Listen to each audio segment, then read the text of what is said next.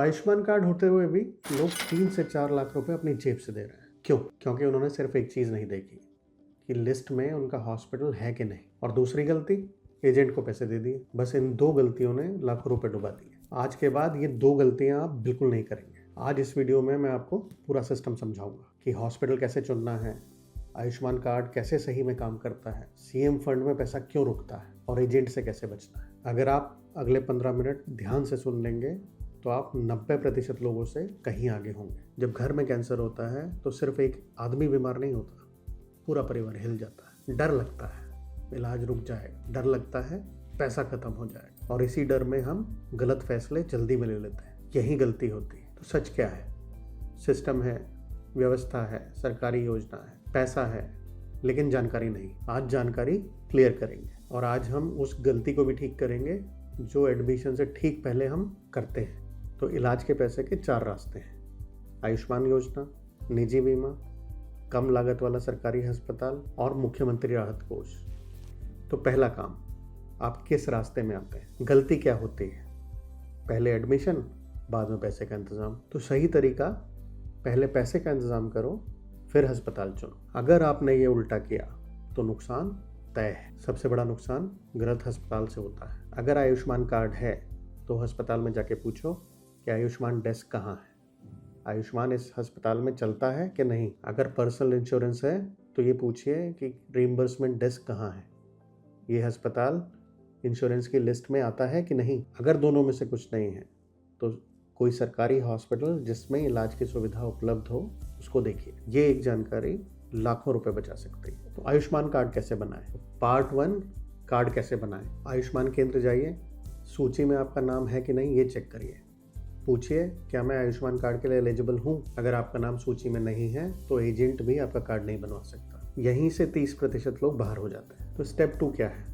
आधार card का verification, यानी कि आधार कार्ड वेरीफाई होगा और एक OTP आएगा या फिर अंगूठा लगेगा। ये मुफ्त है, अगर कोई पैसे मांगे तो रुक जाए। स्टेप 3 क्या है? कार्ड का एक्टिवेशन। कार्ड हाथ में होना मतलब एक्टिव होना नहीं है। कार्ड एक्टिव होने का मतलब है हॉस्पिटल के कंप्यूटर में नाम आना। तो पूछें सिस्टम में आयुष्मान कार्ड दिख रहा है कि नहीं। अगर नहीं दिख रहा तो कार्ड एक्टिवेट कराएं। तो कागज़ नहीं, पूछें। अगर कार्ड एक्टिवेटेड नहीं है तो यहीं सब रुक जाएगा। तो पार्ट 2 क्या है? Hospital application. इसके लिए मरीज अप्लाई नहीं करता, हॉस्पिटल अप्लाई करता है। यानी कि डॉक्टर आपका प्रेस्क्रिप्शन बनाएगा, आयुष्मान डेस्क उसको अपलोड करेगी, फिर उसकी परमिशन आएगी। परमिशन आते ही इलाज चालू। तो अब मैं वो एक भ्रम तोड़ूंगा जिससे लोग सोचते हैं कि कार्ड तो बेकार है। तो पार्ट 3, कार्ड और अप्रूवल। तो कार्ड होने से ही अप्रूवल मिल जाता है क्या? नहीं, पैकेजेस शुरू से तय होते हैं। तो आपको पूछना पड़ेगा इस पैकेज में क्या क्या शामिल है। अगर नहीं पूछा तो एक्स्ट्रा बिल देना पड़ेगा। आयुष्मान योजना सब कुछ नहीं देती, जैसे प्राइवेट कमरे का खर्च, बाहर की कुछ जांचें और कुछ दवाइयाँ, कंज्यूमेबल्स भी। तो आप हमेशा पूछिए अलग से क्या देना पड़ेगा। शुरू में ही क्लैरिटी अच्छी बात है। जब एक्स्ट्रा पैसे लगते हैं तभी लोग कहते हैं ये योजना तो बेकार है। तो अगर आयुष्मान ना हो या फिर आयुष्मान का पैसा खत्म हो जाए तब क्या? तो आपके पास है सीएम रिलीफ फंड का ऑप्शन। तो 3 शब्द याद रखिए: एप्लीकेशन, रसीद और जांच। स्टेप नंबर 1, हॉस्पिटल से एस्टिमेट लीजिए, उस पर डॉक्टर की मोहर और सिग्नेचर कराइए, बहुत ज़रूरी है। इन दोनों में से अगर एक भी नहीं तो एप्लीकेशन नहीं लगेगी। Step 2, income certificate. आधे से ज़्यादा लोग यहीं फंसते हैं। तो आय प्रमाण पत्र तहसील से बनता है। ये सिर्फ उस व्यक्ति की आय नहीं, ये पूरे घर की आय होती है। जो घर चलाता है अक्सर उसी के नाम पर बनता है। तो याद रखिए, ये पुराने साल का नहीं, इसी साल का होना चाहिए। तो तहसील में क्या बोलना है? ये बोलना है कि कैंसर के इलाज के आवेदन के लिए आय प्रमाण पत्र इसी साल का चाहिए। स्टेप 3, एप्लीकेशन और रसीद। तो अप्लाई कहाँ से करें? अप्लाई तहसील के कार्यालय से या ऑनलाइन। लेकिन सबसे ज़रूरी चीज़ क्या है? रसीद।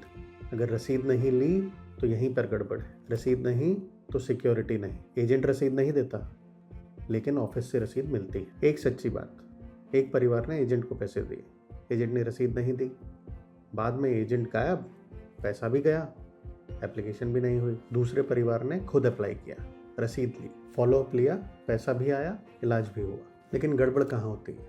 अगर कोई आपसे कहे कि पैसे दो, अभी पास करा दूंगा, या कोई आपसे OTP मांगे, आपके ओरिजिनल सर्टिफिकेट्स मांगे, समझ जाओ गड़बड़ है। लेकिन अगर मरीज़ काफ़ी बीमार है, उसे तेज़ बुखार है, सांस में दिक्कत है, आपको लगता है कि आप वेट नहीं कर सकते, तो इलाज पहले, आवेदन बाद में। तो अब फ़ोन उठाइए, ये सूची याद रखिए, आपके स्क्रीन पर है। हॉस्पिटल का estimate, Aadhaar card, ration card, income certificate, bank passbook और आपकी फ़ोटो। ये ओरिजिनल कागज़ किसी भी एजेंट को मत दीजिए। मुझे पता है आप थक गए हैं, कैंसर सिर्फ बीमारी नहीं, पूरे घर की लड़ाई है। लेकिन याद रखिए, सही जानकारी भी इलाज है। कमेंट में फंड लिखें, मैं पूरी लिस्ट दूंगा। तो वीडियो को सेव करिए और ज़रूरतमंद परिवारों तक पहुंचाइए।